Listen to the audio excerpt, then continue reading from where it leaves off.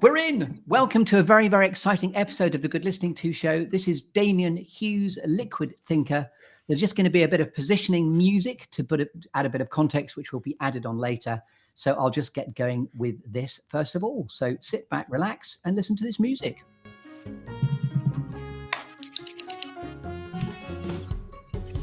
Welcome to another episode of the Good Listening To Show. Your life and times with me, Chris Grimes. That would be me. A storytelling show that features The Clearing, where all good questions come to get asked and all good stories come to be told.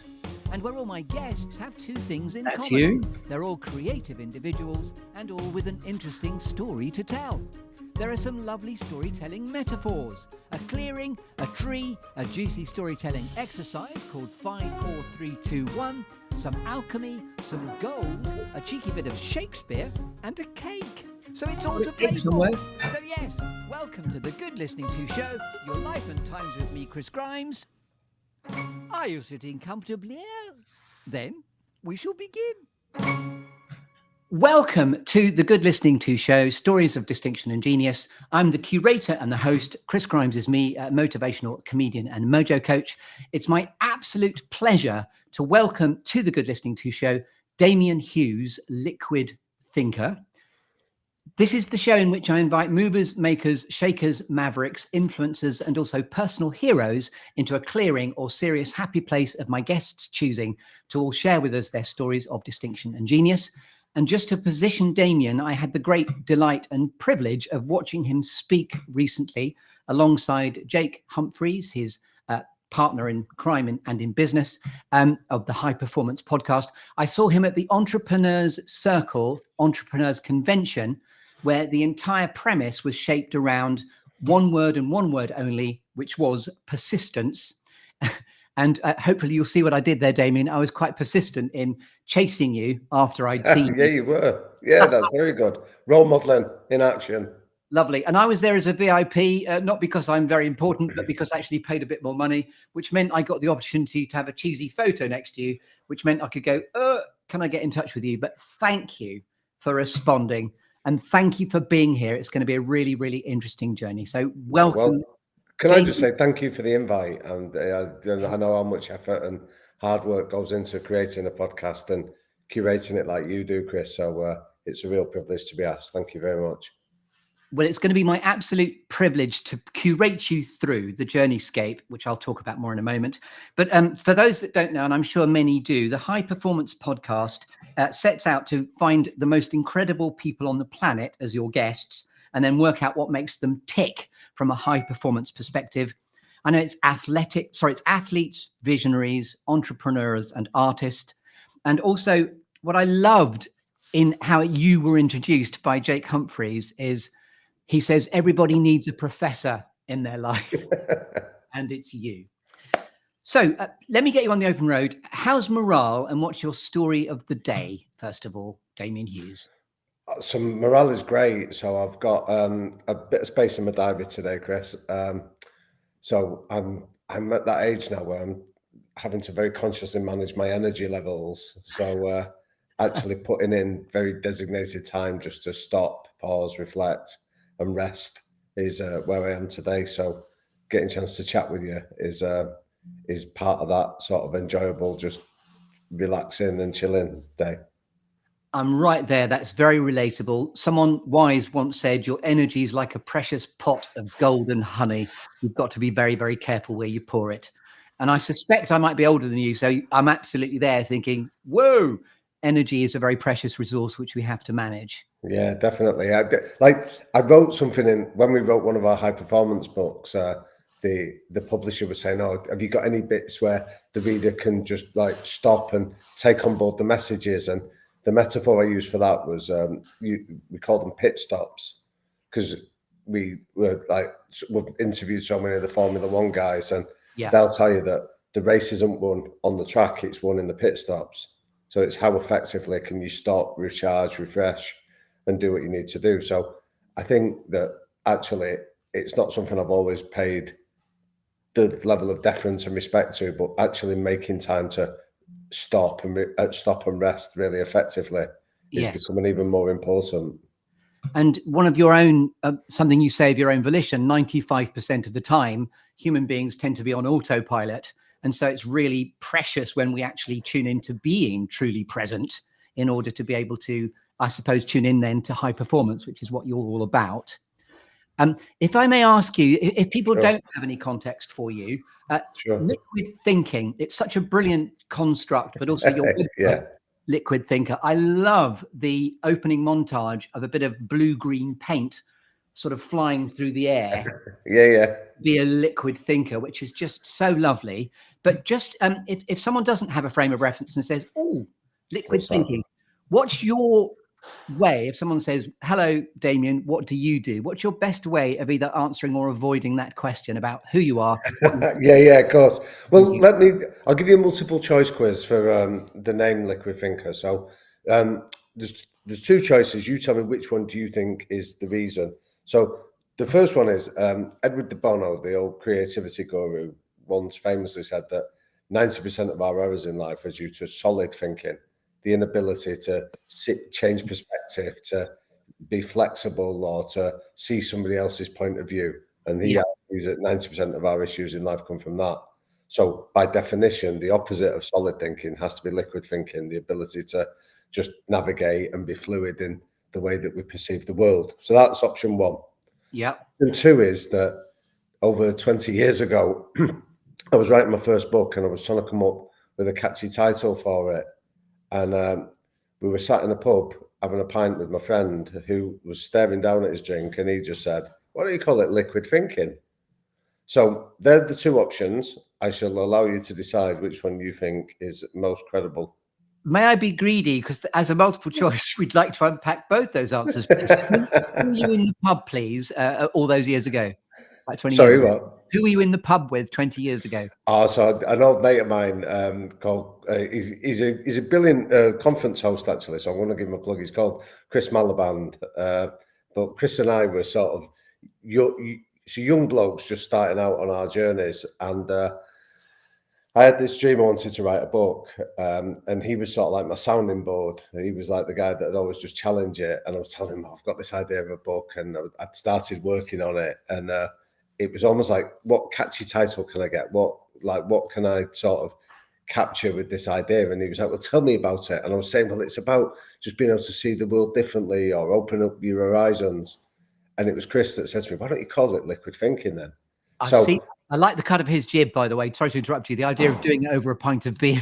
Well, what we did, I'll tell you what I did. So I said to him, if I buy the next round, does that entitle me to buy the rights of that name off you? And he went, yeah, that's fine. So, that was the idea. That's fantastic. And just a couple of weeks ago, I interviewed the managing director of the Bristol Beer Factory, where we did free beer, free show. What can not go right with that? So it was literally a piss up in a brewery. And I organised. Well done. I've done it. I'm the one who can do it. So I love the fact that that liquid thinking started over a pint. That's lovely as a sort of genesis point. I love that. Now you can go to the more intellectual answer of the Edward de Bono land, if you like. Well, again, so what I summarised there, that what de Bono said was this very idea that, most of our problems in life is because we develop, as psychologists describe it, as heuristics, mental models of the game. So the mental model that we're told that if you go to school, you work hard, you get exam results that are good, you'll get a good job, and then you'll be happy. There's a mental model for you that many of us get to a stage of life and go, actually, that doesn't seem like it was true. So our ability to go back and rethink our original thinking allows us to pivot or change direction or decide that this career path isn't for me. So there's lots of different mental models that a lot of us have without necessarily recognizing that we have them. We walk into a room and flick a light switch. We don't stop and gasp every time electricity does its magic. Yeah. So we have a mental model that light switch just generates electricity. But when we stop and have the ability to go and explore it and go, how does electricity work? Or isn't that amazing that in the last 50 years, electricity is readily there at the flick of a switch for us? We can maybe have an appreciation of life or the simple things of it. So that was the idea behind it. But the origins for it for me had been that I'd grown up in a boxing gym. So my background is that my dad was a boxing coach in inner city Manchester. So that was where I'd grown up. And again, I saw it that I was watching young men sort of, and at the time it was young men. I know now it's opened up to both genders, but at the time it was predominantly young men from quite a deprived community, like going off and winning Olympic medals or becoming world boxing champions. And these were people that came from the same background as I did, and yet had like the mental flexibility to see the world in a different way, to back themselves, to put themselves in the arena. You know, when I saw my dad, that he'd grown up. He was an illegitimate born child in sort of post-war Catholic Manchester, but he'd left school as an illiterate, and yet he'd created this amazing community where he was empowering lots of young people to go after their dreams. And he did it himself. You know, he started to write, but he taught himself to read and write, and then wrote books himself. So I was seeing people that weren't allowing the limits of their original thinking to stop them pursuing lives of their own dreams. So I'd been fortunate enough to witness it at really close hand. So that was the idea of wanting to do that. And the context of writing the book. So the first book I wasn't writing it to publish it. So I'd ended up doing a job where I was working in some factories just outside of Liverpool. And for about 3 years, we did a huge turnaround operation of getting the factory from being one of Europe's poorest performing ones to being in the top 10%. And a lot of that we'd done there was changing the mentality of the guys that work with us, giving them the tools to see that. So we brought in people like Daley Thompson to come and work on the factory line with the guys and show them the mindset of an Olympic gold medalist and how that applied even to working on things like a factory. I'm so sorry, my computer's just done a bit of a wobble. Bear with me. All right. Sorry, I apologise for the expletive that came out. My computer just went completely dark on me. I thought I'd lost you. And we've don't worry. It's very interesting. Have you noticed that? Yeah. Moved across. We're doing a bit of liquid. Like musical chairs. Yes. Incoming. So now we're on the different sides. So sorry, I had a bit of No, don't apologise. No, these things happen. I understand. Yeah, so the origins of so this book I was telling you about, I was talking to my friend Chris when I was writing it. The idea was it was never intended to be a published book. So we'd done this turnaround operation in these factories outside of Liverpool, and they were quite tough, difficult environments. But we took it from being a really underperforming factory to being a high-performing one in about 3 years. And a lot of it was about the mentality that changes of the guys that work there. So I was talking to you about the example. We brought Daley Thompson in to come and work on the factory line and show them how the mentality of Olympic gold medalists could be applied even on the packing lines. Or we brought in a guy called Carlos Alberto that was the Brazil 1970 World Cup captain. Now, he was the guy that was in charge of Pele, and he came and spoke to us around this idea of like, don't defer to somebody just because of their talent. You have to manage behaviours. So we're doing like what I thought was quite innovative ways of doing it, but we were getting the results. And then by the time it came for me to leave, I wanted to leave almost like the blueprint of what I'd seen happening. So I wrote the book Liquid Thinking based on that, and then I self-published it.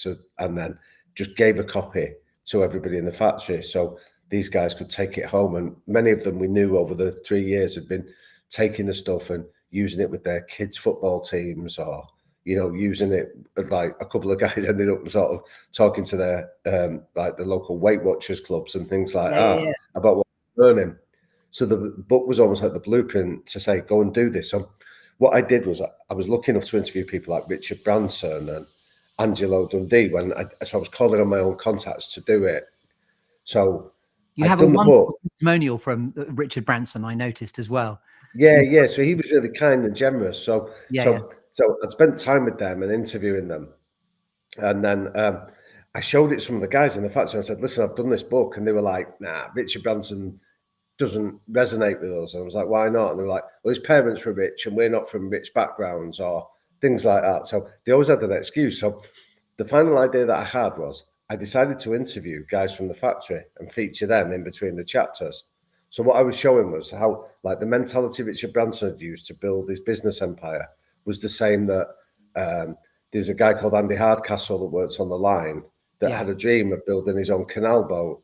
So he'd used the same mental tools to go after his own dream. So I featured Andy Hardcastle, so that it became very difficult for the guys in the factory to go, oh, actually, Andy went to the same school as me, or Andy's worked here for the same years as me. So I featured all these guys in the book as well.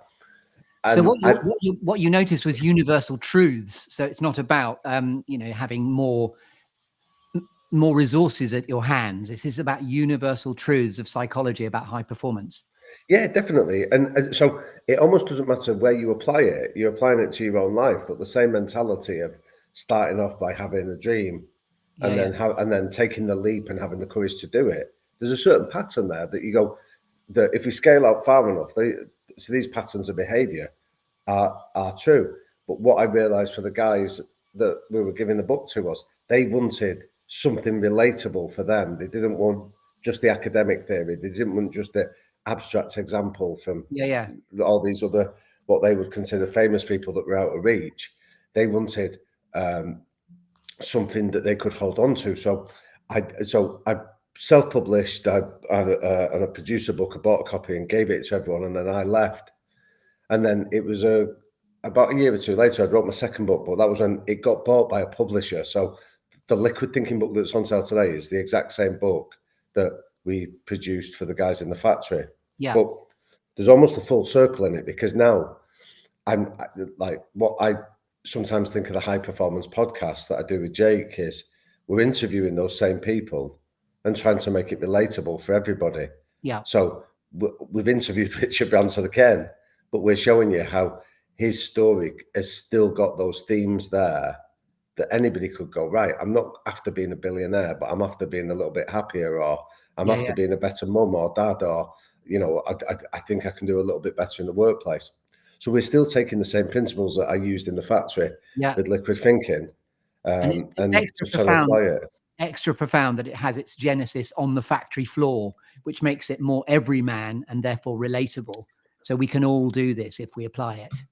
Yeah, definitely. I mean, some of the stories, Chris, were like the guys, I still keep in touch with them. I've been left now nearly 20 years there, but some of the guys, like there was this brilliant guy called Brian Higginson, who his wife was diagnosed with cancer, right? And so we tell his story in the book where, like, his attitude to cancer. Now, I don't want to diminish it, because I know that there's lots of people that have this same positive attitude, but and are not lucky enough to experience what Brian and his wife did. But his whole attitude to how they faced into this traumatic illness is a story we tell in the book of, and the doctors, when his wife eventually went into remission, fortunately, spoke about how their attitude had been a key part of the recovery. So like I say, I'm not diminishing it and suggesting that anybody can do that. But the point I'm making is that, like, we lived through that period of time with Brian,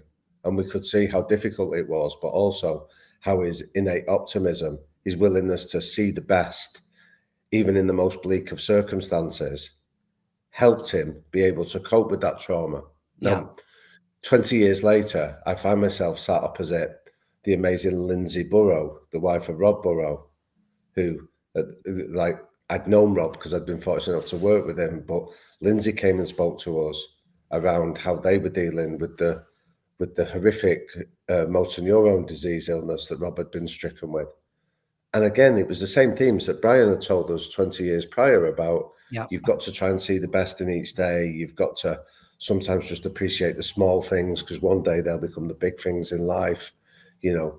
Value the people that are around you that can make a difference here.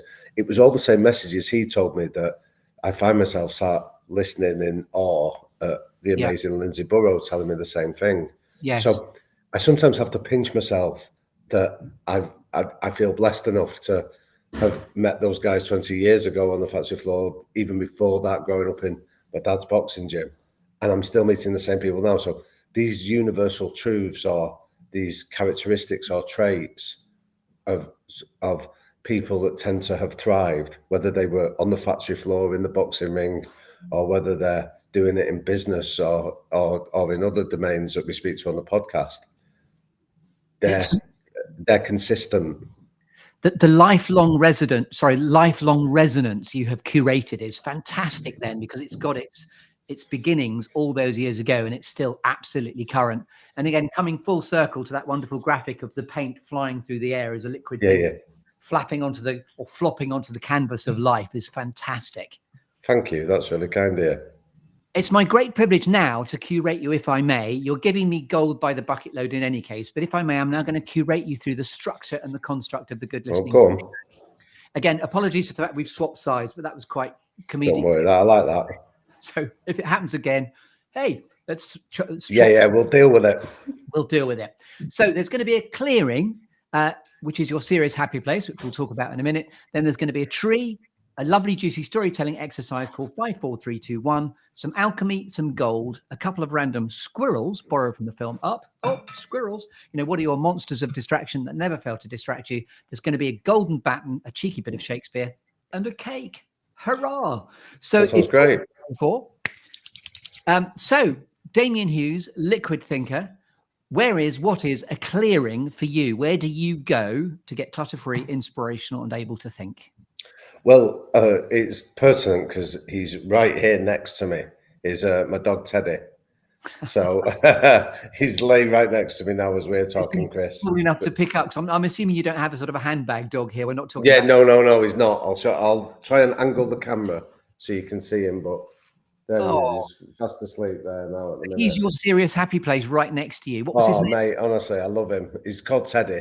Teddy. And So I didn't grow up with dogs, and I was frightened of dogs. I was badly attacked when I was 12 by a lad at my school had a Pyrenean mountain dog, and I went to his house after school, and his dog savaged me. Like literally, I'm not making light of that. It was horrific. So it reinforced a sense of absolute horror about dogs. I've been frightened of them. Well, a Pyrenean mountain dog sounds pretty terrifying. Oh, mate, honestly. His name as well was Rocky, which I can still remember my friend crying, going, "Rocky, get off him!" as he was savaging my arm. I had stitches in my arm and everything. So he wasn't licking your face or trying to hump you. He was basically. No, mate, honestly, he was savaging my arm. I've still got the scars for it now. Blimey. So I'd grown up with sort of like this fear of dogs, and that sort of exacerbated it. So I'd never really had a passion for dogs or anything like that. And then my girlfriend, she's now my wife, her parents got a dog, and I was horrified. I was like, I can't go to your mum and dad's house. Like, I'm sorry. And their dog Jenny was really kind and really sweet. It was an Alsatian, and that sort of started the process of healing when I was an adult. Well, Jenny versus Rocky, you can see that was a more gentle. Yeah, dog. altogether, yeah. And then we're talking a different game. But and then I've got two children, and they'd been asking me for dogs since they were little. And given the nature of the work I do, I'm away a lot, and it was like, no, I'm sorry, we can't do it. And then I discovered I was allergic to dogs, so that became another obstacle. And then we discovered about hypoallergenic dogs. That I don't know if you know the story of them, but in Australia, that is where these sort of hybrid dogs came about because of like blind people needing guide dogs but having an allergy. They needed to find a solution. So crossing a certain dog with a poodle that didn't shed hair became effective. So I'd read about this, and then we eventually settled on getting Teddy. Honestly, it's been the most wondrous experience. Like I say to my wife every day when I see him, I go, you know, he's probably one of the best decisions I've ever made in my life. That even though you didn't make it. yeah, I didn't. The kids made it, and my wife did. But I take him for what we just go for hours, just me and him. Nothing, like no headphones, no phone with me, just me and him, and we walk for hours. And the quality of my mental health has been improved immeasurably just by having that time in the evening. We tend to go in the evening when like you finish your tea with the kids, and then I just take him out and we walk for hours. And I've written so many books in my head while I've been walking with him. I've sort of planned interviews that we're doing. I've managed to sort of make sense of the world, or if I'm going through like a difficult time, it gives you a sense of perspective or a way of handling it that I really can't advocate enough just the difference he's made to my life. So I'd take him everywhere with me if I could. I can't, but he is like my most loyal mate. Well, your next book needs to be called Man's Best Friend, obviously. Teddy, a man's best friend. Oh, yeah. He's a cracker. So I'm aware that there's nothing more boring than somebody eulogizing about their dog and telling you how great he is. But so I'll shut up now. But other than to say that it's more the difference he's made to my mental health has been incredible. There is that research where a group of people with high anxiety are given a dog to borrow for a couple of weeks, which they find initially very, very stressful. But by the end of this sort of study, everybody wants to keep their dog. So there really? Oh, nice. So in all my circa 200 odd episodes, nobody's ever actually said their dog is their serious happy place. So can I just congratulate you for that? Oh, well, thank you. So, I'm not sure my wife and my kids would thank me for that, but like they'd be like, "Well, hang on, where do we come into this?" And they do, but I think given that he's here with me, I wanted to pay tribute. We both know that if you had to choose between everything else going on in your life and Teddy's going to come out winner chicken dinner. I'll plead the Fifth Amendment on that one, Chris. Now I'm going to arrive with a tree in your clearing, so it's me and you and Teddy, if you'll allow me to come for a walk. Okay, yeah, please. Tree to see which storytelling apples fall out. How'd you like these apples? And this is where you've been kind enough to have thought about 4 things that have shaped you, 3 things that inspire you, 2 things that never fail to grab your attention, and that's borrowed from the film Up Again. That's the squirrels, which is actually a dog being distracted by squirrels. I don't know how Teddy responds. Yeah, he'd be like that, yeah. And then the 1 is a quirky or unusual fact about you, liquid thinker Damian Hughes. We couldn't possibly know about you until you tell us. It's not a memory test, so allow me to curate you through it. So over to you to shake the canopy of your tree as you see fit. So 4 things that have shaped me, yeah? Yes. So I often, like, when I went into university and did some teaching there, I first came across this great line where they said, "We don't do research, we do me-search here." And what they meant was we're often trying to make sense of our own lives and our own story and put it into some kind of context or meaning for us. And I think I referenced it at the start, like growing up in a boxing gym, and where the gym was based, just to give context for your listeners, Chris, is it's in a part of Manchester that is often neglected, I would say. It's the north side of Manchester. And at one stage when we were growing up, I remember it was in the local paper that we were categorised as the 3rd poorest districts in Europe. And the reason I mention that is because that often comes with sort of social challenges, like high unemployment, there might be drugs and other issues like that are going on. And that was the case, but the gym itself was almost like an enclave. It was like it was like an oasis in the middle of this thing where, in this middle of the community where respect was almost baked into the process. It was about discipline. It was about striving for better. There was lots of really positive aspects for it. So a couple of my early experiences have to be drawn from that environment. So I'll tell you a story. I wrote about this in the first high performance book because I wanted to talk about how it had shaped me. I was 13 and I was sparring in the gym, and I was in the ring and I was sparring with an opponent. And within the first couple of seconds of us sparring, I realized that I was better than the guy was again. So, and when I say better, I mean like I was faster, stronger, a bit more experienced, knew what I was doing. So it was easy to dominate this guy. Now, in a situation like that in my dad's gym, you weren't allowed to dominate. So what you had to do was slow down to the pace of the guy that was like the weaker of the two. And you almost had to coach them. So you were getting better yourself by coaching. So you might say to them, right, I'm going to throw this right hand and this is how you defend it. And so you help them. But remember, I'm a stupid 13-year-old. So I don't do that. And I decide instead that I'm going to take advantage of my advantages in that situation. So in short, I ended up sort of taking liberties with the lad that was against. So I was knocking him about, I was hurting him, I was basically dominating him. And we sort of did our 3-minute rounds. And when I got out of the ring, my dad sort of came over to me and he said, "Where you going?" And I said, "Oh, I've finished sparring now, Dad. I've finished my workout." And he said, "You've not even got a sweat on." He said, "Stay in the ring." He said, you can do more than that." And what he did next was he put a young professional boxer in the ring with me. Wow. And for the next, it ended up being about 15 minutes, but for the next 15 minutes, this guy that steps in the ring with me just humiliated me.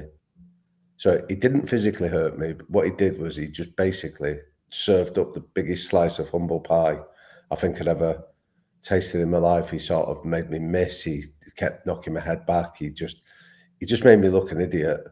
And I remember at one stage, I was sort of like my self-awareness kicked in, and I realised that everybody in the gym had stopped to watch me get served my just desserts. And when I came out of the ring on the second time, I thought I was going to cry. I thought I could feel like the humiliation was sort of stinging me, and I was sort of choked up. And my dad came over again and he said, "How do you feel now?" And I thought, if I speak, I'll cry. And I sort of couldn't say anything to him. And he just pulled me to one side quietly. Then he said, "How you feel now is exactly what you did 15 minutes ago." And he said, "I'm telling you now, don't you ever, ever, ever take a liberty again in your life." Now I can recount that story and I still feel the hairs on the back of my neck stand up when I think about it, and I can still feel that sort of prickle of embarrassment at what I did. Now we're talking 30 odd years ago now, but I think that's the power of a lesson like that it sort of drew me that I hate bullies. I hate people that throw the weight around, people that sort of tell you how important they are, but or sort of like think that blowing your candle out makes their own burn a bit brighter. Like I despise it, and part of it is because I did it, and I was made to suffer the immediate consequences of it. So that was like a huge seminal experience for me. Is your father still with us? He sounds legendary. What an amazing coaching moment that was. Extraordinary. Yeah, it was. Yeah. Well, I suppose that's another seminal moment that I lost my dad 2 years ago. So my dad, my dad ended up in the last 6, 7 years of his life. He had dementia. Oh, I'm So sorry. he was an amazing coach. Like I'll tell you a nice story that given the impact of what he did in the community, Manchester Council named a road after him in the area where we grew up.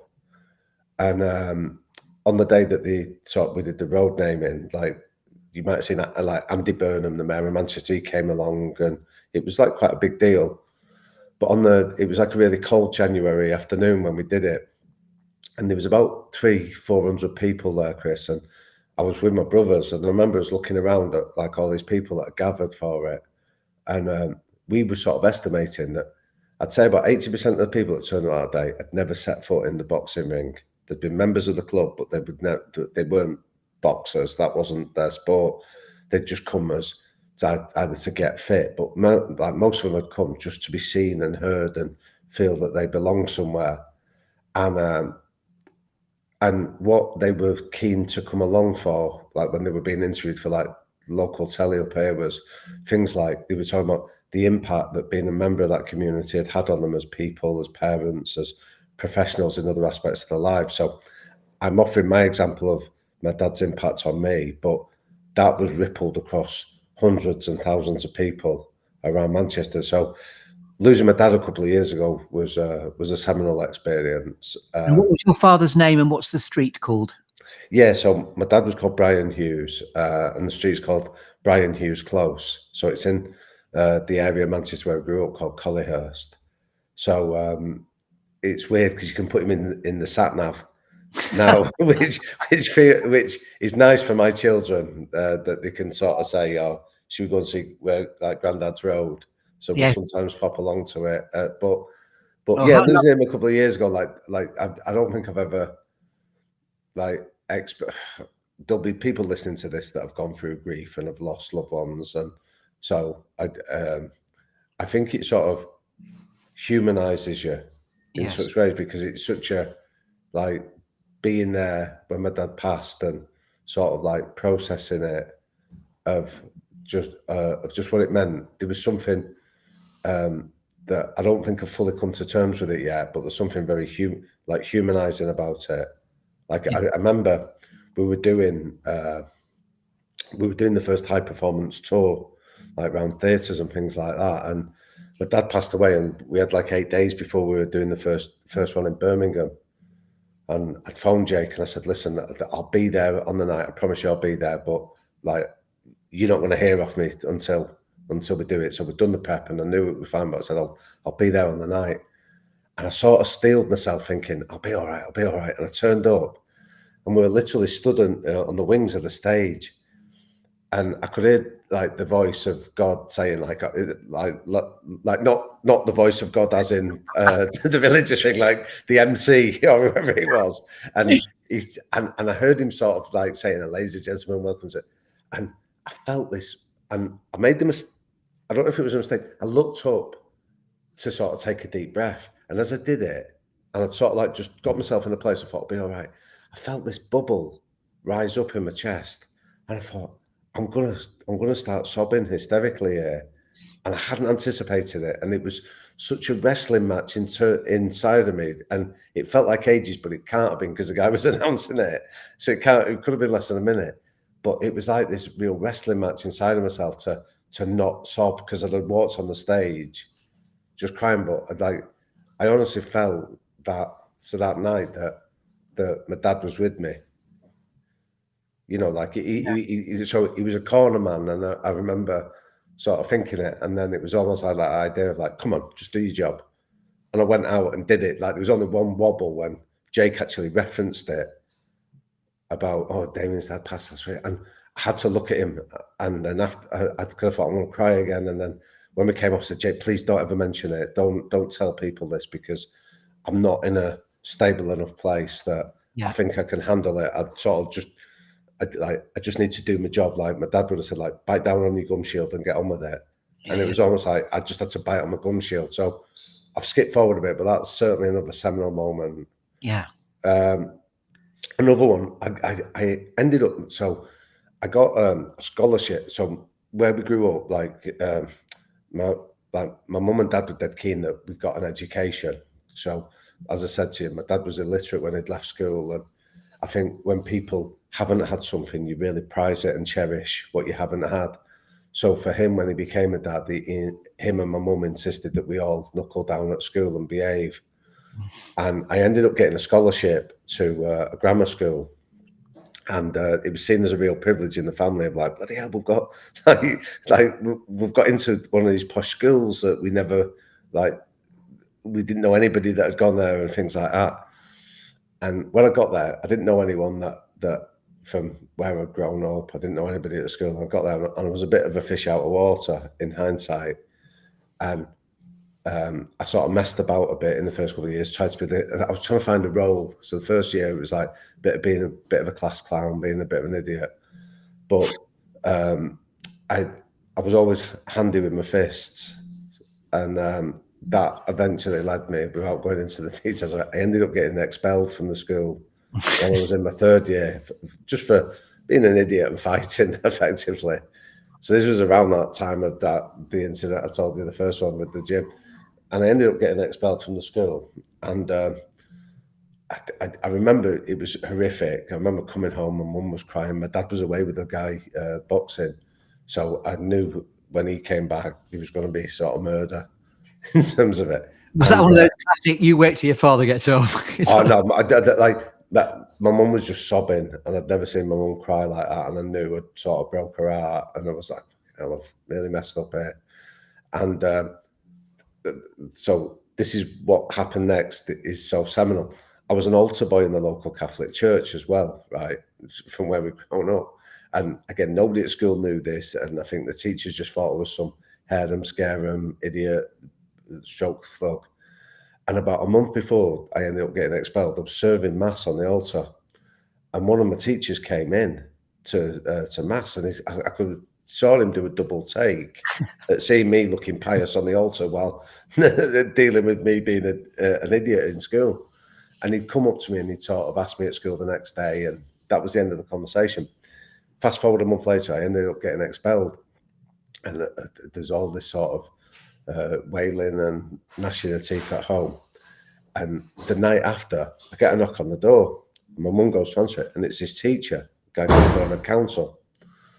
And he turns up at our house, and he comes to speak to him. My dad's back now, my mum's there, and he comes to speak to my mum and dad. And he's basically done a bit of research and realised that, like, I'm from a good family. My mum and dad worked in the community. They tried to make a difference. They'd seen me serving en masse, and he realised, I think he just intuitively sensed that I was a kid that was just trying to find my way. Yeah. But essentially at heart, I wasn't a bad lad. So Mr. Council, my mum and dad brought me down and made me speak to Mr. Council, and he said, listen, if I go back to the head teacher, I'm going to sort of petition that they reverse the decision, and you'll be suspended for fighting, but we won't expel you. But if I'm willing to put my neck on the line like that, I want some guarantees that you're going to knuckle down and behave yourself. And at that stage, I've seen the horror that I've caused my mum and dad. So I'm like, I'll do anything. And this guy, Bernard Council, went back to school and managed to get them to persuade them to change the decision. And that was like it was like a proper crossroads moment in my life where I was thinking, like, thank you. So I literally did sort of just work my ass. From then on, I sort of disregarded the friends that I thought I'd had that were sort of like encouraging me to be an idiot and make them laugh, but then sort of running whenever like the teachers came and leaving me being there holding the baby. You know, I sort of decided that I was just going to focus on, I was just going to try and work out, like I don't think I'm clever, but I'm a grafter. So I'm curious, so I'll keep working to understand something. But even now, like Mr. Council, me and my younger brother, we meet him once a year and take him out for a bite to eat. So he's in his 80s now, but I always think that he was a role model of somebody that did something when he didn't have to. Like there was nothing in it for him to put his neck on the line. He just had this innate belief that most people are decent if you give them a chance, and he was the man that gave me a chance. So I'd put him up there, certainly. And is it Bernard Council or Council? Because it's such a perfect name for somebody who counsels someone's shift of narrative. Yeah. No, it's Council. Yeah. So he's an incredible man, like a really kind, generous. I love the fact you take him out every year. That is so wonderful to have someone as constant in your life as someone who is an anchor point and a shifting point of your coordinates, really. Yeah, hugely, and that's why, like, whenever I tell the story, I always want to give credit to him, because my younger brother's is a teacher. He works in education, and he's been he follows after my dad in some ways, that he likes working with like troubled youngsters. Yes, like that's where he just lights up and he makes such a difference. And he's like an executive head teacher now of these schools that work with troubled youngsters. So we both sort of do it, because when you see a role model of somebody like that in your life, like like Sigmund Freud talks about the golden seed moment. Everybody in their life needs somebody to come and sow a golden seed of potential that they can see, but the individual can't. Yeah. And I think when you meet people like that in your life, you're blessed. Yes. And if you're blessed to have people like that, the least you can do is acknowledge it and sort of try and pay some of that debt back. Do you know what I mean? And Bernard Council certainly is somebody that fits that criteria. And just say that again. It's a golden seed moment, did you say? Yeah. So Freud talks about it as the golden seed moment. So what he suggests is that if you go and look at anybody's story, anybody that has sort of strived to do something, or somebody that has had, like, good or bad, there's a moment where somebody has come along, and he talks about it has to be an adult, and Freud suggests it can be a teacher, it can be a priest, it can be just a coach, it can be anybody like that is almost outside of your domain, that just sees potential and encourages and nurtures that seed of potential. Wonderful. Thank you so much. So we're still shaking the canopy of your tree. Yeah. So I'll give you three. My fourth one would be deciding to quit. So that factory job I was telling you earlier, like, so I'd never grown up with it. So I explained to him, my dad was a boxing coach, and in the community we were from, most of the people I knew grew up sort of cash in hand work, things like that. So I didn't know anything about the sort of formal corporate world, which I can look back on now and realize how silly it sounds, but at the time it was just like the constraints of your own knowledge, your own background. So I ended up, I'd been working as a coach, had been sort of out, was supposed to be dad in the boxing gym when I'd sort of left school and uni.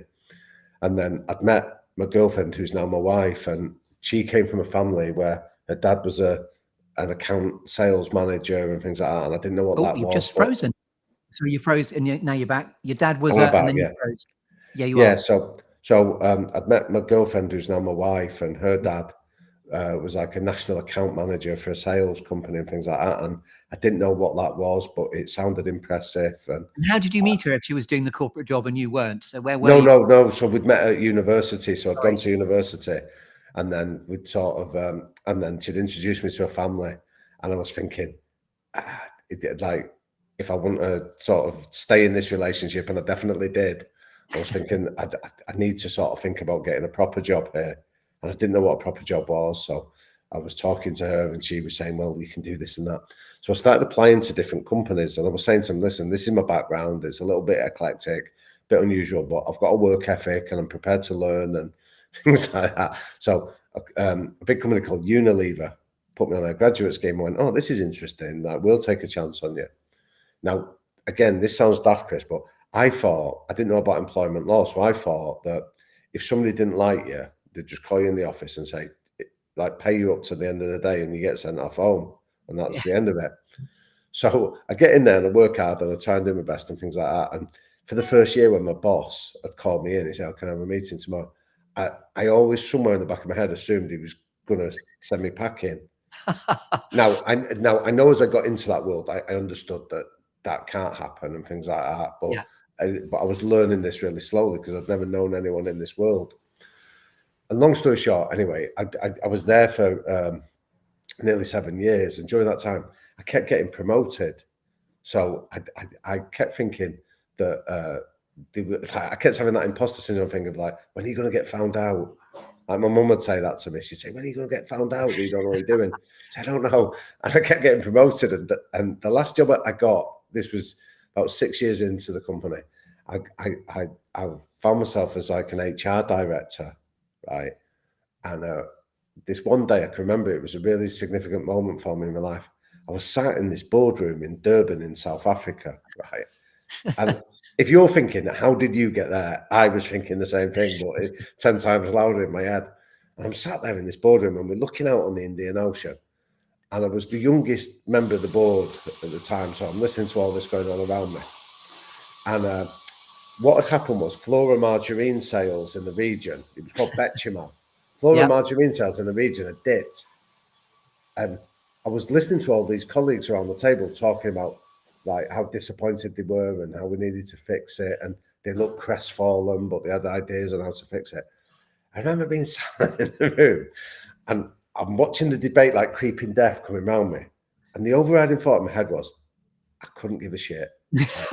I literally didn't, there wasn't an iota of my being that cared. I'm sat there thinking, there's not one bit of me that gives a shit about this conversation. I'd rather be either back in the boxing gym or out in the Indian Ocean, but I don't want to be sat around this table. And as the debate got close to me, I'm thinking, what am I going to do? Because am I going to betray what I'm feeling here? And then they went, Damian, what's your thought? And this is a bit where I pretended to give a shit. I pretended to look crestfallen. I was shaking my head like, oh, this is dreadful. We need to fix this. I've got a few ideas on how we can do it. And I sort of played along with the game, but it was that night I went back to my flat that I was staying in Durban. And I remember looking at myself in the mirror and I was so like scathing, like coruscating in myself. I was like, you fucking fraud, you fucking joker. Like, what are you doing? Like, and the thought that kept me awake, I never slept that night, was like, you've got 30 more years if you're lucky of being a fraud. And it was the most uncomfortable feeling I'd had in my adult life up to that stage. So I often say, like, I mentally resigned that day. it took me another 12 months to work up the courage to physically follow through with my resignation. Yeah. But mentally, I resigned that day and thought, so I'd been running those factories. So I'd seen that my background was in sort of organizational behavior and change. And that's what I'd almost had a chance to do that myself and lead it and get into the muck and bullets of it. Whereas sat around a boardroom table talking about margarine sales just bored me immeasurably. So I'd written 2 books at that stage. Unilever is land of Marmite, where you love it or you hate it, and you and they love you, then you hated it. I love that. Yeah, no. So I'd hate anyone to think that I'm being unkind about somewhere that was incredibly kind to me. Yeah, and that doesn't come across at all. It's just that lovely moment of realization of my purpose is, my soul is not chiming doing this. Yeah. And I want to emphasize that because they were very, like, again, like the Bernard Council example, like they saw something in me that they were kind enough to nurture and encourage. So it wasn't about them. I suppose in some ways I was being honest to them as well, to go, I don't want to be a fraud for you either. I don't want to sit around the table pretending to give a shit about something that I'd never in a million years going to care about. So they were fantastic, and I certainly wouldn't speak ill of them. It was me that had made the mistake, but it was up to me to correct it. But it was scary. I found it really frightening. But when I was there, I'll give you an idea of how I'd become a fraud. Like I used to play on the idea, I don't give a shit about company cars. Final salary pensions are not interesting to me, and the big salary, I'm not bothered. I don't need all that. The day that I resigned, and they took the car off me, and I knew I wasn't going to get paid again a month, I tell you what, I realised how bereft I felt, and I was a bit embarrassed of myself that I'd almost become soft without realising it. I'd almost allowed myself to be seduced by all the things that keep you in place. Yes. And I pretended I hadn't. I acknowledged it. I was like, it didn't bother me. I tell you what, I was bothered by it. And I was embarrassed at how bothered about it I was. And that was like a really seminal moment. I remember stood at the end of my garden path when they come and take the company car off me. And I was thinking, I've got to buy my own car now. And it had been years since I'd had to do that because I'd been lucky enough to the company give me one. And I felt a bit embarrassed at how I'd allowed myself to be seduced. Almost like not recognised it. Almost like the bailiffs had arrived at your life. Yeah. I've never thought of that, but yeah, I like that metaphor. Yeah. The idea of comfort, risk, panic. That's such a wonderful testament to the fact that if we get comfortable, we can get a bit sort of metaphorically and literally fat and too comfortable, and we get a bit complacent. And the status quo is a really dangerous thing in terms of purpose and high performance, obviously. Yeah, well, like the metaphor that came to mind at the time, and I still think it resonates, is that I don't really play cards. So anyone that does might listen to this and go, "You're talking nonsense." But it's like at some stage you're holding a hand of cards, right? And you either play the hand or you hold the hand, but you have to make a conscious decision to do one of the two things. What you can't do is not make a decision and let the game pass you by and then complain about it. So you either have to show your hand and go, no, this is what I'm going to do with this. Or you hold it and go, no, I'm quite happy with this. And neither option is right or wrong for anyone to decide. It's up to you to do that, but you have to make that clear choice. And I think what it made me realize is I hadn't been playing in a hand. I hadn't been making a choice. I'd let choices be made for me. Yes. And then realized that actually these choices that have been made for me are not the right choices for me. So then to throw your hand in felt scary. And coming back to your work, that's reminded me what I found so profound in your video montage at the beginning of your website is the fact, something that's very relatable to me. You talk about drawing a white line, and then when people go onto the sports field, they cross the white line, they cross the line to get into the zone. And that's so relatable to what I do as well, which is the idea of crossing the line to connect, stepping into the world of your audience when it's time to perform. Yeah. And I love that whole story is so much about, just remembering that we need to perform here. You got complacent, you got sort of metaphorically or literally a bit sort of fat and comfortable. It's just such a lovely story. And now that you're so fixed on how to go about performing at our best, when actually, if we get complacent, we stop performing. Yeah, I do. Well, thank you. Appreciate that sort of synopsis of it. I think what I would say that I've realised is that I remember that garden path moment when the car went, and I felt a bit embarrassed at how bereft I felt. And I remember sort of thinking a few times that like I felt really scared because I didn't know where the next job was coming from. You sort of having to go out there and find work and make yourself employable in many ways, but you're employing yourself. And what I used to remind myself is that fear just reminded that I'm alive. It Yeah, wasn't always comfortable, yeah, but at least it was an emotion. And I realized that I'd almost been a little bit numb for a few years before that. So I think sometimes, like when I was referencing taking Teddy on a walk, sometimes you might be going through a really tough time and you might be feeling frightened or a little bit nervous about something. And that's fine as well. It's still yeah, an emotion. And if you've got yeah. the emotional literacy to just be able to understand what you're feeling, it Yes. gives you the way of being able to understand how you can change those feelings for the better and the decisions that follow. So I certainly I don't discount, like, I think sometimes we get badly served in our society. You know, when you hear people going, "Oh, I always knew I was born to be an entrepreneur," and you just go for it, and I go, well, if you're not frightened, like maybe there's something wrong with you. You know Yeah, what I mean? Like that I don't know anyone that's had that sense of certainty that didn't come with a side helping of nerves or anxiety or fear. And but that's a healthy thing because it yeah. then switches you on. It makes you aware. It gets you to slow down a little bit and just watch your path. And if I may, there's two things I'd like to say about that. The day your car was taken away, it was like it was driving away from your. It was not. It didn't belong to you anymore. So it Yeah, was driving off with your old life, which is a good thing. yeah, And then also, it reminds me of the notion when people do get a bit complacent, the whole corporate arena idea of quiet quitting. You know, when people just start to retract into oh yeah, yeah, yeah, going sort of, you know, and sort of sitting in the back of the car, metaphorically, within a yeah, yeah, car you used to drive. Now you're sitting in the back with the window down, picking your nose, wondering when it's all going to stop and you need help. yeah.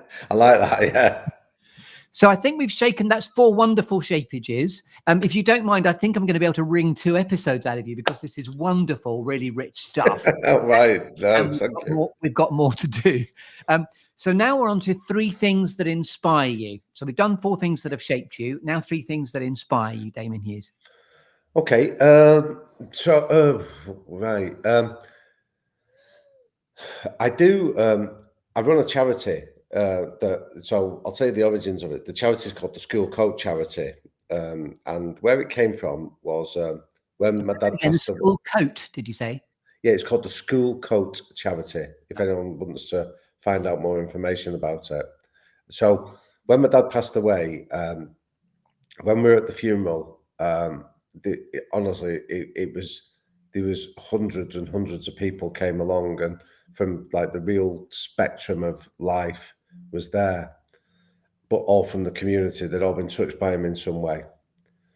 And I didn't think this at the time because the grief was so deep. But just a while before that, I'd interviewed a guy on the podcast called Hector Garcia, and he'd written a book. He'd authored a book about a Japanese concept called ikigai, Ah, yes. and ikigai is from Japanese it translates as what gets me out of bed in the morning.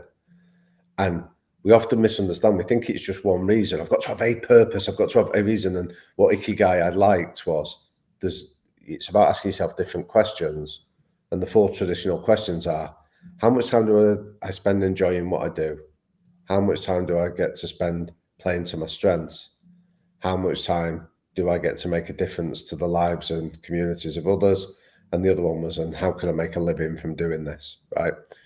And when I reflected on my dad's funeral, I could answer in relation to my own life 3 of those questions. And I really enjoy what I do. I don't know if I'm good at it, but if I've got any strength, I feel like I play a little bit to that. And I've been lucky enough to make a living for it in the 20 years that I've been working for myself. But my concern was the 4th one, which was how much of a difference to the lives of others do you make?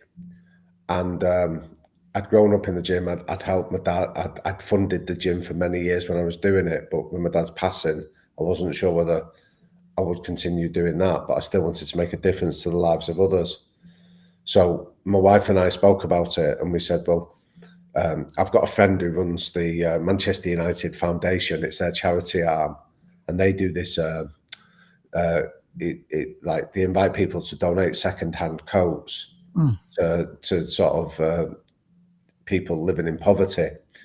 And John, who runs the foundation, was telling me about it, and I had the idea that, and he was giving me the stats where 40% of the children growing up in Manchester are growing up in poverty.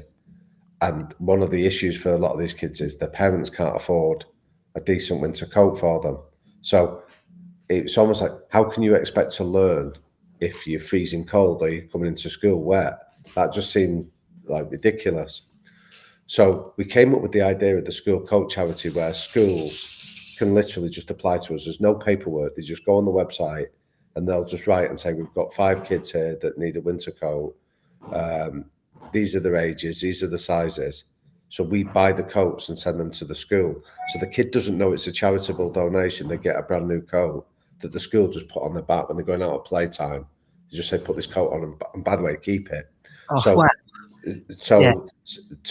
So the kid has the dignity of getting a new coat without the indignity of feeling somebody's giving it to them for free or it's a second-hand coat. But also as well, what John he's called John Shields, an incredible man, Manchester United Foundation, was telling me that a lot of these kids will then use the coats like as blankets because they can't necessarily afford to heat their homes. So we've set up the charity, and that really inspires me because speaking to teachers, they were like, we don't need paperwork. So we said, right, we'll just take all that out. So my wife and I fund it.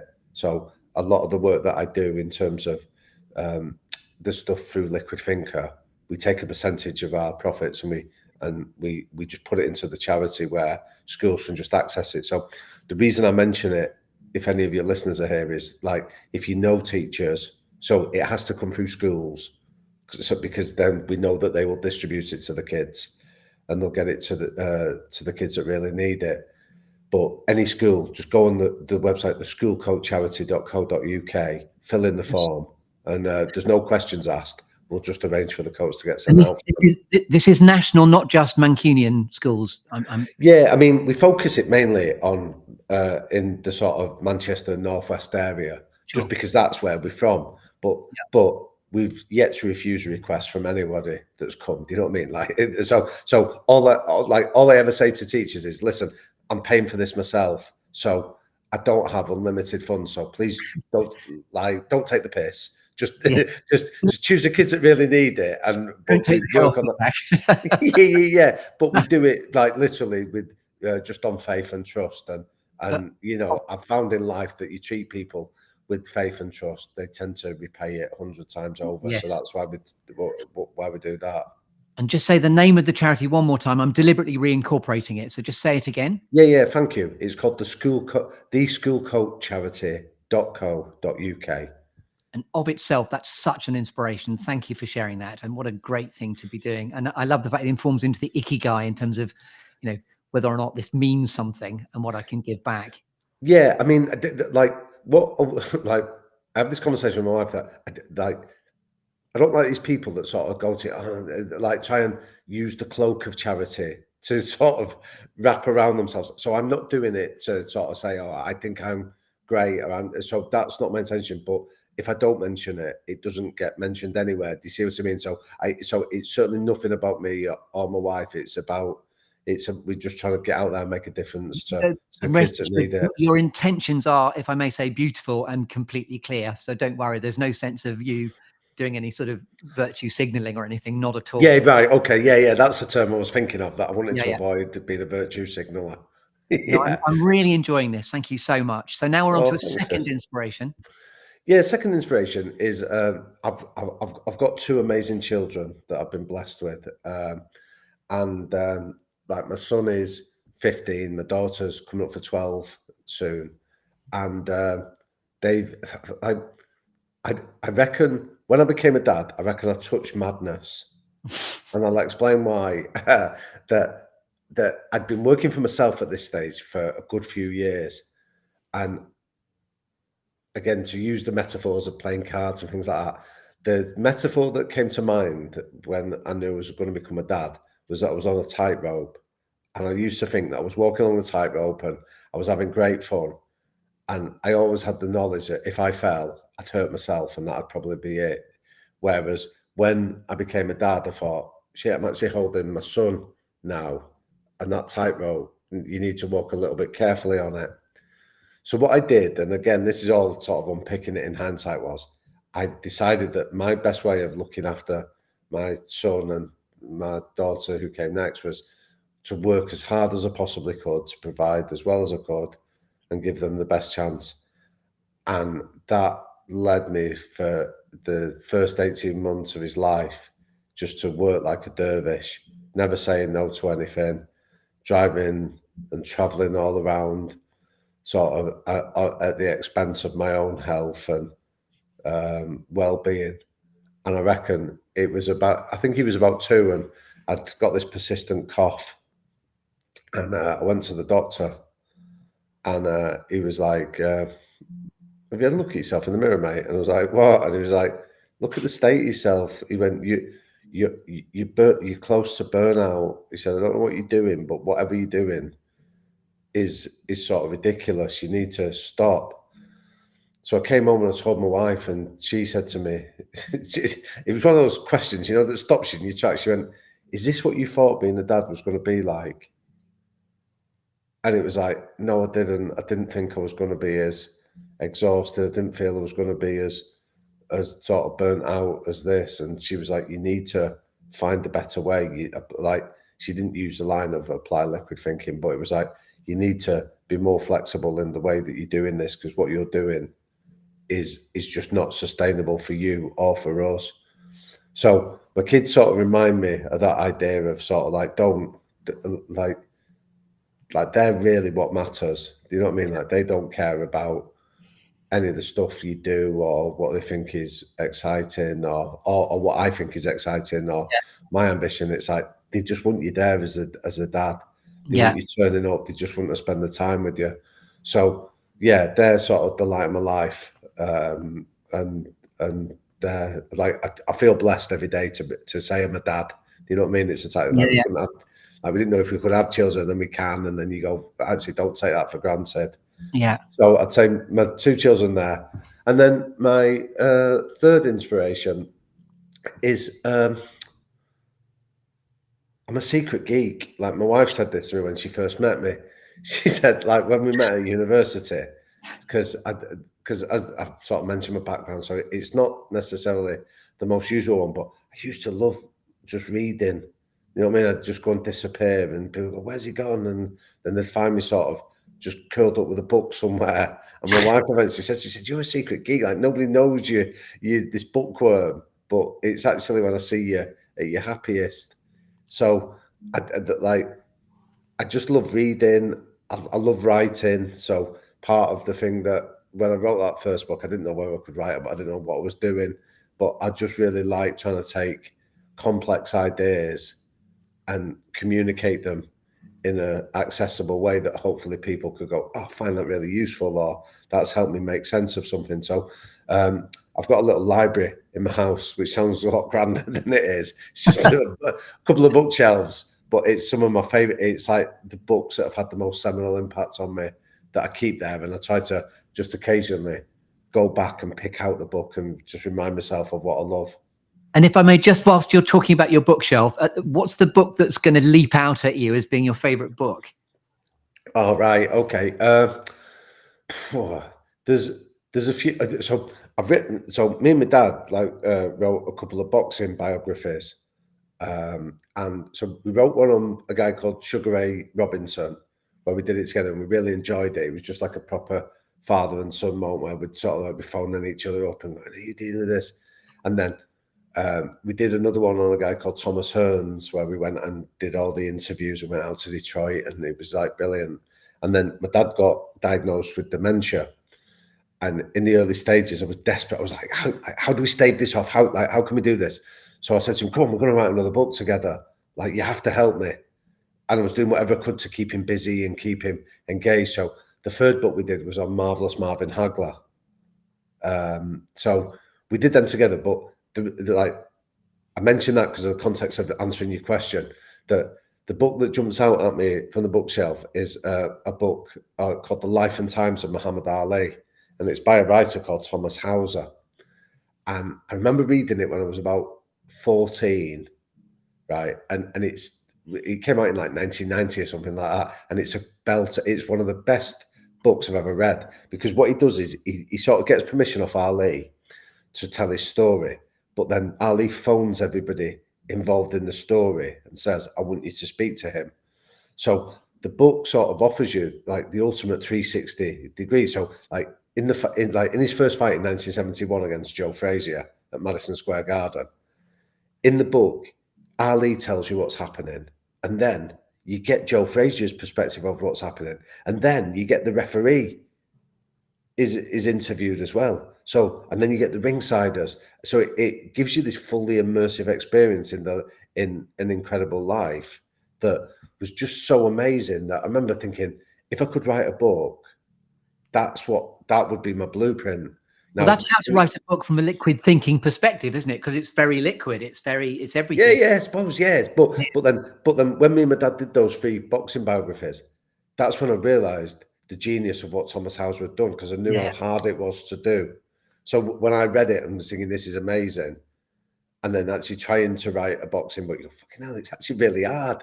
So the fact that he made something so amazing and accessible is the one that I'd probably go back to. So I do him, and then the other one, probably the most gifted book I've given over the last 10 years is a book by a psychologist called Jonathan Haidt, who wrote a book called The Happiness Hypothesis.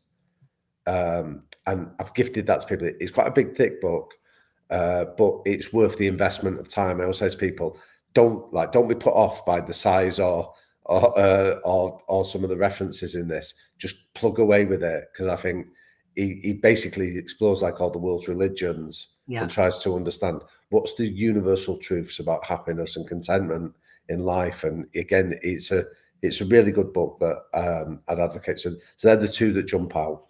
Lovely. And just in the spirit of reincorporation, deliberately again, say that lovely book. The Happiness Hypothesis by Jonathan Haidt. So his name is Haidt.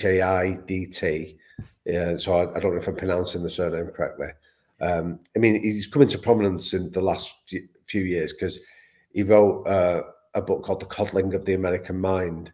And then he wrote another book called The Anxious Generation. So lots of people have heard of him through that stuff. And they're great books, but his earlier one is a cracker.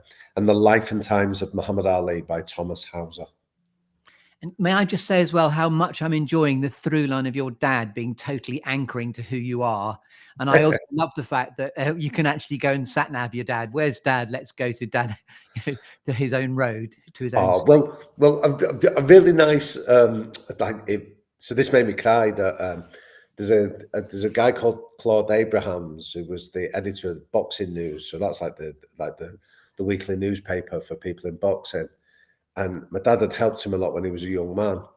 And I got this lovely email of him just after he passed. And we did an interview with Tyson Fury on the High Performance podcast. And my dad had trained Tyson for a while. So Tyson had spoke about, my dad was like the Customato of British boxing. So they had this link, and I'd sort of known Tyson a little bit, but he was quite young. But we sat down and interviewed him. And he spoke really lovely about my dad, just said, like he's the most impressive man I've ever met. But then I got this email of Claude, who my dad had known for a long time. And he said, so I might cry again when I say this. He said, when I close my eyes, I can hear your dad asking the questions on the podcast. And so it's nice that you say it, because I always think that it just keeps his legacy alive. Because, I like the idea that if I could be sort of half the bloke he was, that's a decent effort. And research does show that what we miss the most about people that have gone is what they sounded like. Oh, really? I didn't know that. Oh, okay. And interestingly, I've got a series strand as the cut and thrust of what I'm doing, where I actually interviewed my own dad for something called Legacy Life Reflections. And my own dad, you know, all the time you've been speaking, it's been so relatable. My father, Colin Grimes, died 2 months ago. Oh, So shit. I'm sorry, Cole. no, but interestingly, just before he went into, I suppose, a bit of a crater of declining health, I got him in the halcyon days of his 80s, and I recorded him. He agreed to be my first guinea pig of Legacy Wow, Life that's Reflections. beautiful. I've recorded him, and Ah, I'm mate, I'm sorry. I'm sorry. I should have asked you about no, that when I was not telling at him, all. but No, I'm what's been sorry to hear about his passing. it's the relatability and everything you've been talking about. And in fact, my mum said, "Oh, do you know what? No thanks." But my they did ask if my dad would like a Colin Grimes Avenue named after him. So my dad similarly was offered the idea of a street being named after him. Oh, wow. And what was Um, his background? What was his story? well, we grew up in Uganda. I'll send you the episode to what my dad's episode Yeah, is all do. about. I'd love to listen to that. Yeah, I'd He love grew up things in like Uganda, that. and yes, he ended up being very into bowls actually. So Right. rather comically, I now know that most bowls clubs are sponsored by the funeral home, because the chap that, it sounds a bit dark, but there's comedy, there's, you know, Sure. golden threads of comedy within it. The man that buried my dad was playing bowls with him 2 weeks before, because he's the chap who is the funeral director who runs the club. And Right. in the hedge of the bowling club are 3 great big signs advertising the funeral home. So when you go, oh, you're going to basically bang your head and slide down the slide. Yeah. But it's where your target market is. It's ingenious, actually. Why not? Yeah. Go to the customer. Yeah. It was So is Colin Grimes Avenue, was that proposed in Uganda or was that over here in the good UK? question. No, this is in Syston in Leicestershire, where my dad Ah, was. right. Okay. But it's not. Unlike your dad, my mum said, "Do you know what? Thanks, but no thanks." He wouldn't have liked it. Well, he might have loved it, but it's sort of gone away for now. But it might come Yeah. back, because there's that. Chris, I do it. What a nice way of honouring somebody that's made a difference. Because my dad was very instrumental in, I suppose, rescuing a lot of Ugandan Asians from the point of view of he got them out of Uganda, Wow, okay. not literally by smuggling them out under his coat or anything, but he helped tremendously. And now that they live in Leicestershire, there's quite an Asian community there, and a lot of them really remember my dad. And there was a 50th anniversary of Idi Amin's booting Of course, yeah. out recently. So my dad had another sort of moment in the sunshine of everyone celebrating Colin Grimes and everything he did. So Yeah, well, I mean, I don't know your mum's reasonings. Like my mum is quite self-effacing, but I know that she got a lot of comfort. She gets a lot of comfort from the road being there. So I don't know if that helps with sort of maybe persuading your mum of it's a nice legacy, but I don't think it's like being self-aggrandizing. I think it's just a nice way of paying homage to somebody for a life of courage and service. Yes. No, thank you for that. So back to you. We're now on to 2 things that never. Oh, squirrels! This is where Ted can come in as well. 2 things that never fail to grab your attention, irrespective of anything else that's going on for you in your life. All right. 2 things. So Manchester United. That's probably going to turn off a lot of people listening to this, but so that's our family team. But I use United now as a means of me and my son go. So we've got tickets and me and him go, and we like the game's interesting and it's great and all that. But I think you get to an age where I've seen it before, or you can recognise it. It's there. We're there to spend time with each other. So like when we went down to the cup final in 2023 when we got beat to City, my son was like, "Oh, what happens if we get beat?" I mean, we're not putting our happiness in Marcus Rashford's hands, son. Our happiness is in me and you going and just enjoying each other's time and company. And we went to this year's cup final when we won. And again, it was the same message of it's great and it's a nice experience, but the most amazing experience is that we get to spend time together. So I try to do that as rigorously as I can, and it's just a nice. It's almost a platform for that father and son experience. So there's that, and and you do coach Man United, don't you, as their performance coach? No. So I don't work. I don't work there. I've worked there in different capacities over the years. So I started as I was a coach years ago when I was still working at the boxing gym. But I know some of the people there. But no, I don't work in that capacity.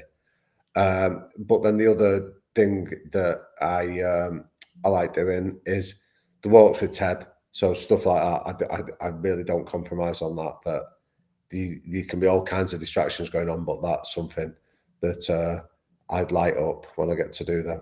Those are great squirrels. Ted himself, the great sort of, Yeah. general squirrel, the one who chases all squirrels, and your son is the other squirrel, and Man United. I love that. Great answer. Yeah. And now, a quirky or unusual fact about you, Damian Hughes, liquid thinker, we couldn't possibly know about you until you tell us. Yeah. My first job. My first job was being a ring card girl at World Title Boxing Fight. So I better explain it before I get into trouble for it. But so I used to go along and sort of carry the spit bucket and get the ice and like chase up and do all those sort of different tasks when the lads were boxing, and I'd be helping, I'd trying to be useful for my dad. And we're at the GMEX Centre in Manchester. I think I don't know if it's still got that name now, but it's like a big old railway. It holds about 7,000 people at a time. And we had a lad fighting for a European title. So it was in Manchester. It was a big occasion. Like BBC were covering it on Sports Night at the time. And there was a boxing promoter called Mickey Duff that was responsible for the show. That's a great boxing promoter name, Mickey Duff. I love that. Yeah, Mickey Duff. He was called Maurice Prager originally, and then changed his name to Mickey Duff. And anyway, he's coming down the dressing room and he's ranting and raving, and he's been let down by the girls that were supposed to be there to do the ring cards and things like that. So my dad doesn't tell me, but goes to Mickey. He said he'll do it for you. So he goes and negotiates for, I got like £25 for doing it. Like, yeah, I'll do it. Yeah. So I ended up having to like scramble into the ring and then sort of walk round with the ring card, like the round over my head, and sort of walk around the ring and then get out and then and I think it was 14 or 15, right, Chris? And I'll tell you what, there's nothing more seminal than like 7,000 people standing up collectively to boo you. Because they're anticipating some sort of voluptuous. Were you in the full cheerleader outfit, bro? No, I had my tracksuit on, so I was looking like the scruffy urchin I was. But basically, all these people are obviously expecting some voluptuous, beautiful woman walking around the ring provocatively, and then some 14-year-old scrote in a tracksuit comes sort of shambling around. I feel their disappointment, but yeah, honestly, I remember sort of looking at it thinking, there's 7,000 people here booing me. And it was featured on, I don't even remember, Sports Night. It used to be on a Wednesday night on the BBC. You can see me on it. You can see me sort of going around. And the next day at school, like the teachers were like, where were you last night? And I was like, I think I told them a lie, so I wasn't there. But yeah, that was my first job. And I was that good at it that Mickey Duff employed me a couple more times to do it. So when he came to Manchester, I got the gig for a few more times. Yeah, a job you were born to do, obviously. Natural, as you can tell. We have shaken your tree. Hurrah. So now we're staying in the clearing, which is still you and Ted. We stay in the clearing, and now we move away from the tree. Next, we talk about alchemy and gold. When you're at purpose, gold. When you're at purpose and in flow, what are you absolutely happiest doing, Damian, in what you're here to reveal to the world? I love just listening. So Jake and I have been doing the podcast now for 5 years, and I really enjoyed doing it. And there's moments where, like, I'll be listening to somebody and they're fascinating, and I always think like you've offered a great example of it here today, Chris, of just creating space for people to talk, and I can recognise that's a real art when it's done well, like you're doing. And there are times when I feel like I'm listening to somebody and the hours passed, I'm like, where did that go? That I'm just utterly absorbed in what they were telling us and what they were teaching us. And I mentioned the Tyson Fury interview, but when we interviewed him, there was a photographer in the room and he captured a picture of Jake and I sat opposite Tyson.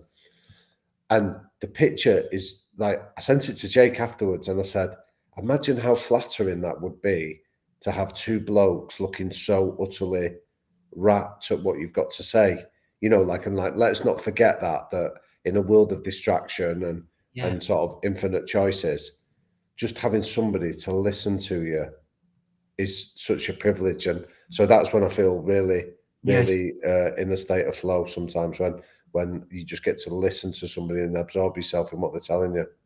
It's a bit like when you meet a fellow liquid thinker, you just like sloshing about in the liquid going, I think I'm listening. Yeah, exactly.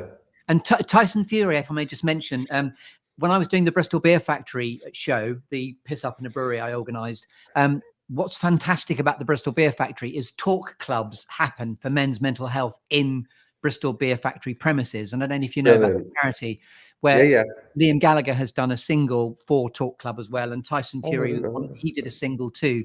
But I just came across Tyson Fury being mentioned as being really, fantastic in what he's doing to give back to the boxing community because of Talk Club. Well, again, like when we sat with him, it was I think, given my background, to hear the alpha male within that sport talking about mental health challenges. I know you hear lots of people do it this day, but the seismic impacts within that community of people going, if he can reveal this, I'm okay to do that. So for men in general, it's great. And I think I'm looking at a project idea at the moment with a mate of mine, and this male friendship crisis that we're in, of men feeling lonely, and the impact that's having on mental and physical health. We're looking at ways in which we can do it. So when I hear of sort of like the men's club that you're describing there with the brewery, it's called Talk Club, which forgive me if you already knew about that, but I'm going to be interviewing the lovely chap who runs Talk Club in January. Brilliant. When you hear the stats about it, you go, we need to act on this, and anybody that's out there making a difference gets. And Talk Club accredited, as I'm sure we can relate to, where people say about talk clubs, it's literally saved my life because it gives them a safe environment to go and talk about mental health in an environment they feel safe in. And there's a really brilliant construct where they've got a non-alcoholic beer called Clear Head, which they use to fundraise for Talk Club. So so if there's any way that what you're up to can overlap, just let me know. Well, I think I certainly wouldn't. I sometimes feel really privileged that the High Performance podcast seems to resonate with people, and I often feel really humbled about it, just because I can always tell somebody that's not listened to it, because you go, oh, this is about people showing off what they do, and you go, no, it's the opposite of that. It's people that you've heard of telling you about the struggles and what they've had to overcome to do it. And I think anything that sort of just destigmatizes this idea, it's not about being rich, it's not about being number one, it's not about being the top. That's nice if it happens, but we interviewed this guy called Charles Duhigg. He's this Pulitzer Prize winning author, and he came on top of this brilliant book he wrote called Super Communicators. But we always start the interviews by saying, what's high performance to you? And he gave me this definition that I thought, I'm nicking this. He said, high performance is about having big ambitions, but not fucking up the rest of your life by going after them. Wow. Yes. Do you know what I mean? And it's because you are not the sum of, you are not just an author, you are not just a business person, you're not you're so many other things. And I think when we can get people away from this idea of thinking that it's just about success, it's about success comes in so many guises. And I think the Talk Club sounds like it's helping people recognize that. So that's amazing. And now I'm going to award you with a cake, Damian Hughes. Woohoo! Fantastic. Thank you. This is a dog's toy, by the way, so Ted might like this. But I was thinking about a cake. I was thinking, well, so what type of cake would you like, please? Carrot cake would be nice. That's sort of what that is. That's exactly what that is. Yeah. So auto suggestion, have that one. So now you get to put a cherry on the cake. And this is stuff now like what's a favorite inspirational quote that's always given you sucker and pulled you towards your future? Yeah. I'll use one from the podcast and I'll tell you where it came from. So we always ask that question, what is high performance to you, and things like that. And what's interesting is we've done 300 episodes or over 300, and we don't get a consistent answer to that, which is actually the point of it, that high performance is for you to define it, not to allow others to define it for you. But when we were in the first year of doing it, and I was lucky enough, I'd worked with Tracy Neville for a long time with the England Roses. So I knew Tracy and I knew her brother Phil. And we got Tracy on, and then Phil said he'd come on. So we went to his hotel that he owns opposite United's ground. And we were having a cup of tea, and we were sort of setting up for the interview. And I don't know if you're aware of this, but I think it's important to highlight it for Phil, was that during COVID, they opened the hotel for free of charge for anyone, NHS workers could come and stay there and just get a bit of respite. So I'm having a cup of tea with Phil Neville, and I'm sort of complimenting him on this. I went, I love what you did there, Phil. Thought it was great. And he just threw this line in where he just went, you know what? I think sometimes in life, you just got to do the best you can with what you've got in the moment you're in. And I went, what? And he's repeated it. And it was like, mate, I'm nicking that, if you don't mind. And he was like, no, go for it.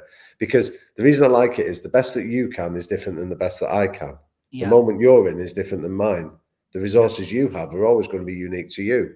So that stops that comparison culture, that idea of, oh, he's got more than me and I need to do that because otherwise I'm failing. No, it's for you to do the best you can with where you are in the moment you're in. And I think if we can all ask ourselves that on a regular basis, that's success for us. Your best might be different today than it was tomorrow, because it's a different moment. You might have done something different 5 years ago than you do today. That's because you have different resources, different knowledge. So it just allows you in any moment to ground yourself and go, am I doing the best I can now in this moment with everything that I have to hand? And if the answer is yes, give yourself a pat on the back and be kind to yourself. Fantastic. That's very resonant with the Theodore Roosevelt quote, which is almost the same thing, which is do what you can with what you have where you are now. Lovely. Brilliant. Yeah. So Theodore Roosevelt, Phil Neville, we can credit both of them and say it's the same wisdom. Absolutely beautiful. Thank you so much. Okay. Now, what with the gift of hindsight, what's the best piece of advice you've ever been given, Damian Hughes? Oh, right. Actually, I've confused two questions there. Sorry, I'll go back a step. So what notes, help or advice might you proffer to a younger version of yourself with the gift of hindsight? Yeah. Okay. The advice I would give is you are enough. You are enough. I think I spent still wrestle with it, but occasionally thinking you're not enough. You need to do more. You need to keep striving for more. And I think I've referenced sort of the burnout that I did. But I think I would, if I spoke to myself, my younger self, I'd just go, you are enough. You're okay. Just, you're fine. Lovely. And now what's the best piece of advice that somebody else has given you? It could be your dad, I know, but yeah. I think it sounds a twee phrase, so I'm a bit reluctant to use it, right? Because it's almost like a hashtag nonsense stuff of like, be kind. But what I mean by that is I don't mean it to be twee. I mean, be kind to yourself. And I think by definition, if you're kind to yourself, you eventually learn to have the capacity to treat others with kindness. But I think if you're going to go after anything in life, it doesn't matter what it is, if you're going to go after anything in life, failure is baked into the process. You're going to cock up. You're going to make mistakes. You're going to get put on your ass. You're going to sort of do things that you look back on and you go, oh, mate, what were you thinking? And I think what I spent a long time not doing is I give myself a verbal kicking or a mental kicking for doing that mistake. You idiot, how do you fucking do that? You're ridiculous. And what that I eventually realised does is it doesn't give you the capacity to learn from it because you're just berating yourself. So I think being kind to yourself to go, you know what, fine, let's learn from it. Don't worry, you're still enough. And having that capacity allows you to learn faster, but then it also allows you to treat others with kindness and understanding and empathy. Lovely. We're ramping up to Shakespeare shortly to talk about that. But just before we get there, this is the pass the golden baton moment, please. Now that you've experienced this from within, who might you like to pass the golden baton along to keep the golden thread of the storytelling going in this construct? Oh, right. Okay. My mate Chris Malaband, I mentioned him at the start, the guy, the inspiration behind liquid thinking. I love Chris is a great blog. I'll tell you what he does. He's a commentator of some renown. So he does a lot of rugby and football and cricket commentating. So he backed himself to go and do that. He's a brilliant sort of host. He does a lot of MCing and hosting for sort of corporate events. But beyond that, he's just a brilliant lad. He's really kind, decent human being. So Chris is the one I'd pass it on to. He's got some great tales. And thank you so much. That's such a gift, because that goes right back to you being in the pub 20 years ago, over the pint, sloshing about. Liquid thinking. I paid him with a pint for the idea of it, so I'll pay it back now as well. Lovely. And now, inspired by Shakespeare, all the world's a stage and all the men and women merely players. This is borrowed from the Jake Humphrey speech in As You Like It, marvellous, 7 Ages of Man. How, when all is said and done, Damian Hughes, would you most like to be remembered? Oh, okay. Well, if we use a Shakespeare quote, he's got that line, I think it's in Hamlet, of there is nothing good or bad, it is merely our thinking that makes it so. And that's probably the Shakespeare equivalent of liquid thinking. You should write that down. The Shakespeare equivalent of liquid thinking is... the arrogance of even putting liquid thinking in the same sentence as Shakespeare, but that's such a lovely answer. So where can we find out all about you and the High Performance Podcast, as if we didn't already know, on the old interweb? So this is you to sort of go as deep as you like, how you like, into all of your URLs. Yeah, cool. So if anyone sort of listens to this and got any questions about what we spoke about, there's a contact page at liquidthinker.com where they can just drop me a line, and Louise works with me, so she'll pick it up and get to me. The High Performance Podcast. Oh, thank you. Yeah, the High Performance. Show me your QR code, please. Yeah, this is a QR code whilst people are watching to get to your website. Well, thank you. Yeah. Can I get Go on, your, sorry, Chris. Your montage and the paint flopping to the canvas of life is just perfect. That's on there, isn't it? Yeah. Thank you. You're welcome. The High Performance Podcast is that's available wherever you get your podcast fix from. What I'd encourage people is we have something called the High Performance app. That it's free. You can download it, but you get early access to all the episodes that come out. You can even subscribe to one where you get ad-free content, which I know can upset some people, but we need the ads to pay the people that work on the podcast. It's not for me or Jake, it's for the people that bring the real skills to the party, to higher venues and things like that. So there's ad-free content on the High Performance app, but more importantly, there's loads of little extras and loads of additional content and early access to this stuff. So High Performance app, but wherever else you get your podcast fix from. Lovely. And keep on keeping on being awesome with it, because it is a phenomenal podcast, which I really admire. May I ask you how big your team are? How many of your squad are wrapped around the production of it all? On the podcast, it's growing. So like I say, we've been running. We literally started it 5 years ago with me and Jake and Finn. Our producer went down to meet Ben Ainsley, and we sat in this little cafe just outside the Ineos headquarters, which I don't know. I've not seen The Apprentice for years, so I don't know if the losing team always go in the Greasy Spoon Cafe, but they used to. And we were sat in a Greasy Spoon Cafe, and we're like, "Do you think there's any merit in this?" And we're like, "Well, don't know. We'll try it." And within the first couple of minutes, I remember thinking, "Fucking hell, this is good." Like, I was enjoying it. Ben Ainsley was really kind and generous, so we thought. Did you and Jake know each other anyway? Because I love, as I say, just to reincorporate, he said everyone needs a professor in their life, and mine is you. I know he's kind. He's a great lad, Jake. I think the world of him. We'd met each other earlier than that. So I was working. So some of the work I do is sometimes working with sports teams to help them sort of create high performing cultures. And I'd been working at Norwich City, and Jake's a Norwich City fan. And he came along one day. I'd met his dad. And then I met Jake, and we just sort of ended up chatting.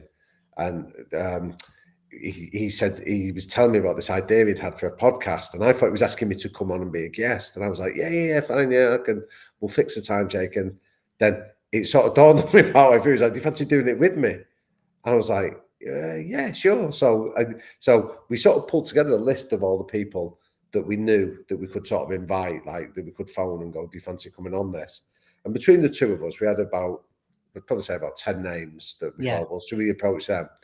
And I actually think in hindsight, we both said this, that what I think we got lucky with that was because we knew these people, we had a relationship built on trust Yes. because it already existed. So when we invited them to come and chat, they trusted us because they knew us from outside of the podcast. So they knew we weren't trying to make fools of them or look for a gotcha moment or something like that. And I think what that allowed is people that we didn't necessarily know could hear it, and they gave us their trust to go, oh, I'll come on and talk then when we asked them. And so that's been really special for us. Yes. Thank you for sharing that too. So so you looked a bit distracted there. Was that? Sorry, my battery's low, so are you okay I'll move to plug it in if that's all right? Yes, sure. Because we've got a couple more questions to ask you and then we're out of here. But thank you so much for your generosity with your time. No problem. Let me just move it. I'll have to take it down to the office. Sure. And now we're going with Damian Hughes through his house.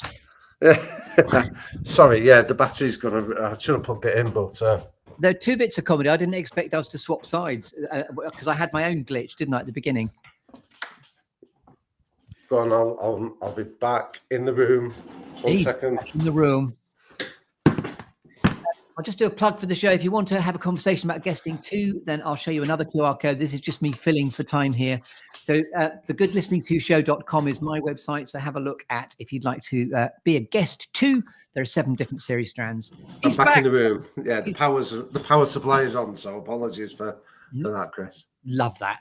So as this has been your moment in the sunshine in the Good Listening To Show, stories of distinction and genius, is there anything else you'd like to say, Damian Hughes? Thank you for having me. I know